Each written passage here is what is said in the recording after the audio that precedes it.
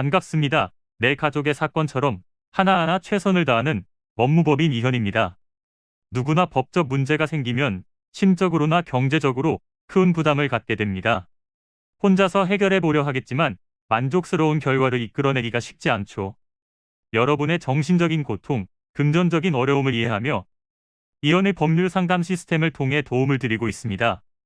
의뢰인의 문제는 하나의 사건이 아니라 한 사람의 삶이라는 마음으로 면밀하게 분석하여 해결의 실마리를 찾아드리겠습니다.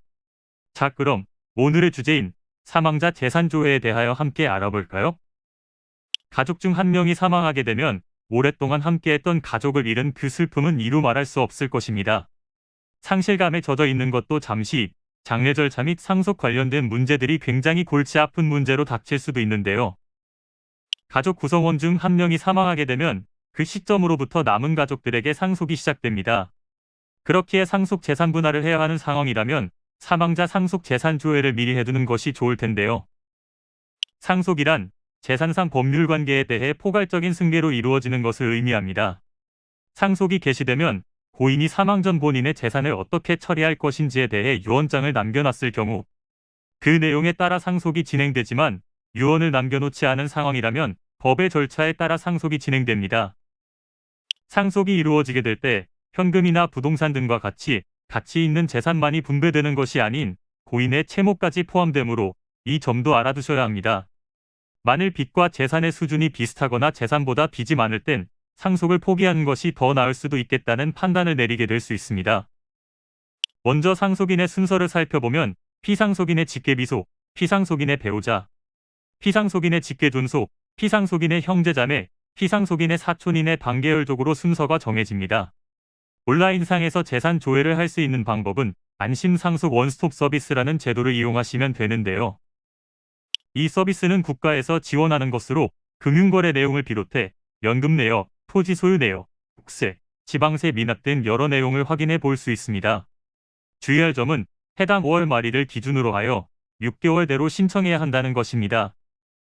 재산을 조회하고 난 뒤 고인에게 빚이 있을 때는 상속의 포기나 한정 승인을 3개월 내로 신청을 하셔야 합니다.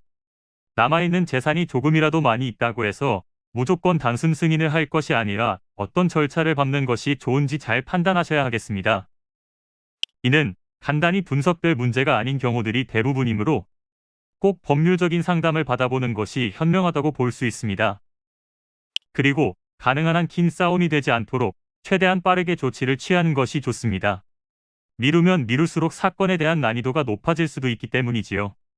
가벼운 병도 방치를 하면 상당히 무거운 병이 되듯이 이 또한 역시 사전에 바로 잡으셔야만 간단한 조치로도 해결할 수 있는 가능성이 높아지는 것입니다. 여러분이 골머리를 앓고 계신 그 사안, 저희 법무법인 이현에게 알려주세요. 이현의 법률 상담 시스템을 통해 든든한 지원군이 되어드리겠습니다.